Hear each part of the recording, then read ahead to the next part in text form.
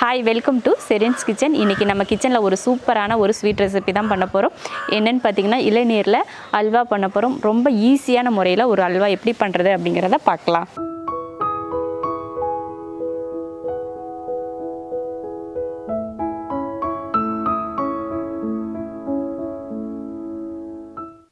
ரெண்டு இளநியோட தண்ணி எடுத்து வச்சுருக்கேன். இப்போ இதை வடிகட்டிக்கலாம். ஏன்னா பார்த்தீங்கன்னா அந்த இளநியோட இதெல்லாம் அப்படியே இருக்கும் இல்லையா, அதனால் கொஞ்சம் வடிகட்டிட்டோம்னா அந்த டஸ்டெல்லாம் இருக்காது. வடிகட்டியாச்சு. இதில் 3 ஸ்பூன் கார்ன்ஃப்ளவர் எடுத்திருக்கேன். வெறும் இளநீ தண்ணியை மட்டுமே நம்ம வச்சு அல்வா பண்ண முடியாது, அதை கெட்டி சேரணும் இல்லையா, அதுக்காக தான் நான் கார்ன்ஃப்ளவர் எடுத்திருக்கேன். இந்த இளநீ தண்ணியவே இதில் கொஞ்சம் ஊற்றி கலந்து வச்சுக்கலாம்.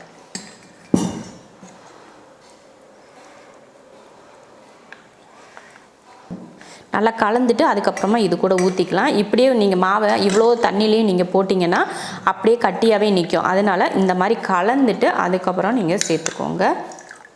நல்லா கலந்தாச்சு. இப்போ சேர்த்துடலாம் அந்த தண்ணியில். அவ்வளோதான். இப்போ இதை காய்ச்ச ஆரம்பிச்சுக்கலாம்.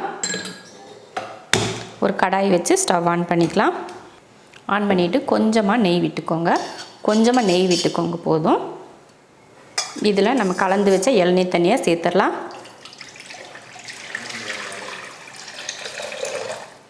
போட்டதுக்கப்புறமா இந்த மாதிரி கிண்டி விடுங்க. கிண்டி விடாமல் நீங்கள் அப்படியே விட்டுட்டிங்கன்னா அடியில் வந்து அடி பிடிச்சிக்கும், அந்த மாவு வந்து அடியில் வந்து தங்கிக்கும். அதனால் இந்த மாதிரி கிண்டி விட்டுட்டே இருங்க.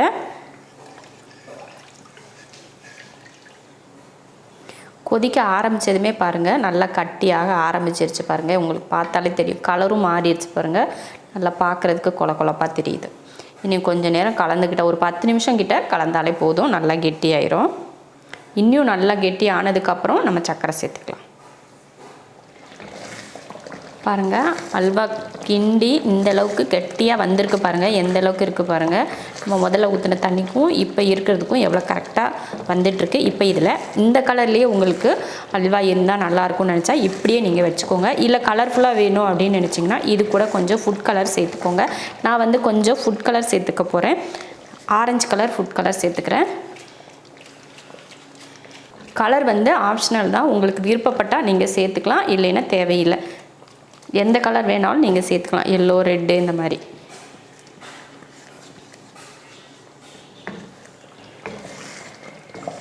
சூப்பராக இருக்குது பாருங்கள். கலர் சேர்த்தமே, கலர் சேர்க்கலைனாலும் நல்லாயிருக்கும். கலருக்கும் டேஸ்ட்டுக்கும் சம்மந்தம் கிடையாது. நீங்கள் கலர் வந்து நம்ம பார்க்குறதுக்கு கொஞ்சம் அட்ராக்டிவாக இருக்கும் அப்படின்றதுக்காக தான் கலர் சேர்த்துருக்கேன். அப்படி வேண்டாம், இருக்கிற ஒரிஜினல் கலரே போதும் அப்படின்னு நினச்சிங்கன்னா நீங்கள் கலர் எதுவுமே சேர்க்க தேவையில்லை. பாருங்கள் எந்த அளவுக்கு சூப்பராக கெட்டி சேர்ந்துருச்சா. இப்போ இதில் நம்ம சர்க்கரை சேர்த்துக்கலாம். நான் வந்து 200 கிராம் சர்க்கரை சேர்த்துக்கிறேன்.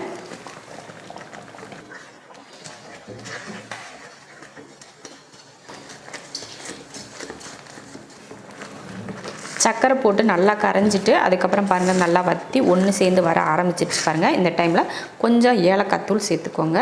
ஏலக்காய் தூளும் உங்களுக்கு விருப்பம் இருந்தால் மட்டும் சேர்த்துக்கிட்டால் போதும், இல்லைன்னா தேவையில்லை. அடுத்து நாம் இப்போ நெய் சேர்க்க ஆரம்பிச்சுக்கலாம். நான் வந்து 100 ml நெய் எடுத்திருக்கேன். உங்களுக்கு எந்த அளவுக்கு நெய் தேவையோ அந்த அளவுக்கு பார்த்துட்டு ஊற்றிக்கோங்க. அவ்வளோ நெய்யும் ஊற்றணும்னு கட்டாயம்லாம் கிடையாது. கரெக்டாக அல்வா இழுத்து எண்ணெய் பிரிஞ்சு வரும் பார்த்திங்களா, அந்த அளவுக்கு நம்ம நெய் ஊற்றிக்கிட்டால் போதும். இப்போ ஊற்றிக்கலாம். கொஞ்சம் கொஞ்சமாக ஊற்றி கலந்துக்கோங்க.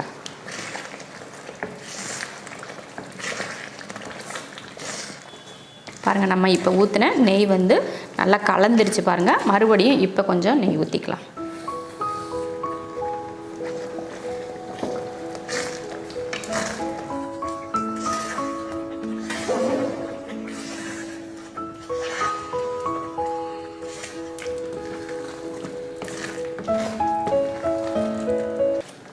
இப்போ முந்திரி பருப்பு சேர்த்துக்கலாம்.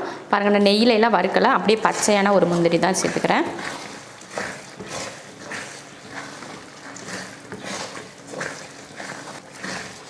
அடுத்து லாஸ்ட்டாக கொஞ்சம் நெய் விட்டுக்கலாம்.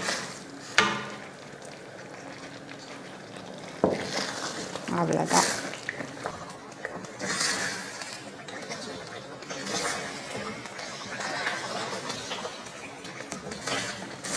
பாருங்கள் எவ்வளோ சூப்பராக அப்படியே கண்ணாடி மாதிரி வலிக்கிட்டு போகுதுன்னு பாருங்கள். அவ்வளோ சாஃப்டாக இருக்கும். அவ்வளோதான் பாருங்கள். அல்வா வந்து ரெடி ஆயிடுச்சு. ஒன்று போல் பிரிஞ்சு பாருங்கள், நல்லா நெய்யெல்லாம் மேலே வந்து பிரிஞ்சு வந்துட்டுருக்கு. இப்போ அடுப்பை ஆஃப் பண்ணிடலாம். இப்போ அடுப்பை ஆஃப் பண்ணிவிட்டேன். இப்போ மாற்றி வச்சிடலாம்.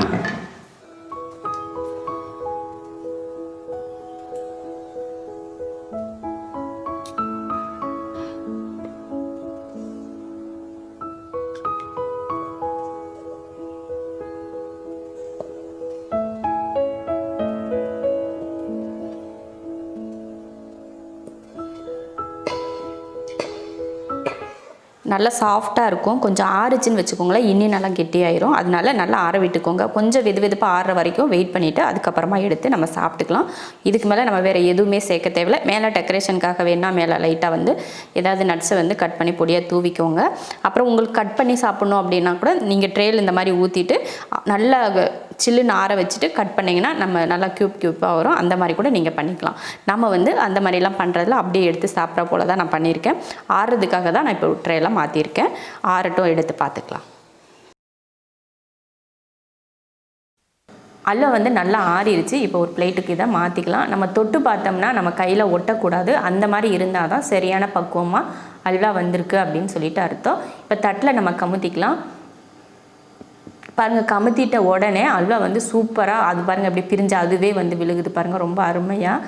நம்ம எதுவுமே முன்னாடி ஆயில் கூட தேய்ச்சி வைக்கல, அந்தளவுக்கு ரொம்ப சாஃப்டாக இருக்கிறதுனால நம்ம கொட்டுனதுமே அது விழுந்துருச்சு பாருங்கள். தொட்டு பார்த்தாலே அவ்வளோ சாஃப்டாக இருக்குது. இந்த மாதிரி உங்களுக்கு வந்து பீஸ் போட இஷ்டம் இருந்தால் பீஸ் போட்டு எடுத்துக்கோங்க. இல்லை இப்படியே ஸ்பூன் வச்சு எடுத்துக்கலாம் அப்படின்னு நினச்சிங்கனாலும் நீங்கள் ஸ்பூன் வச்சு எடுத்துக்கலாம். அது உங்கள் விருப்பம் தான். நாம் வந்து இப்போ கொஞ்சம் பீஸ் போட்டு எடுத்துக்கலாம். இந்த மாதிரி கொஞ்சம் பெரிய பீஸாகவே நான் போட்டு எடுத்துக்கிறேன். பாருங்கள் எவ்வளோ சூப்பராக, எவ்வளோ தொட்டாலே அப்படியே கொலன்னு இருக்குது பாருங்கள். அவ்வளோ மெதுவாக இருக்குது பார்க்குறதுக்கே. கலரும் பார்த்திங்கன்னா ரொம்ப அருமையாக இருக்குது. அப்படியே கையில் தொடுறப்பவே தொண்டையில் போய் அப்படியே இறங்கிருமாட்டிருக்கு. அந்த மாதிரி ஒரு கொலப்பாக இருக்குது பார்க்குறதுக்கே. பாருங்கள் எவ்வளோ அழகாக ஆடுது பாருங்கள். இந்த மாதிரி நீங்களும் இளநீரில் அல்வா பண்ணி பாருங்கள். ரொம்ப ஈஸியான வேலைன்னு கூட சொல்லலாம் இந்த மாதிரி அல்வா பண்ணுறது. கொஞ்சம் என்னென்னா ஒரு 10 நிமிஷம் கிட்ட நம்ம கிண்டிக்கிட்டே இருக்கணும். அது மட்டும்தான் இதில் வேலையை தவிர மற்ற எந்த கஷ்டமுமே அல்வாவில் இருக்காது. சிலர் வந்து இளநீர் அல்வாவில் வந்து கலர் சேர்க்க மாட்டாங்க. ஆனால் நம்ம கலர் ஏன் சேர்த்துருக்கோன்னா பார்க்குறதுக்கு நல்லா கலர்ஃபுல்லாக இருக்கும் அப்படின்றதுக்காக தான் நான் வந்து கலர் சேர்த்துருக்கேன். உங்களுக்கு பிடிச்சா சேர்த்துக்கோங்க, இல்லைன்னா வேண்டாம். இது போல் அல்வா நீங்களும் செஞ்சு பார்த்துட்டு எப்படி இருக்குன்னு சொல்லிட்டு கமெண்ட்டில் சொல்லுங்கள். பிடிச்சிருந்தா லைக் பண்ணிவிட்டு ஷேர் பண்ணிவிட்டு நம்ம ஷெரின்ஸ் கிச்சன் சேனலை சப்ஸ்கிரைப் பண்ணி பக்கத்தில் இருக்க பெல் ஐக்கானை கிளிக் பண்ணி வச்சுக்கோங்க.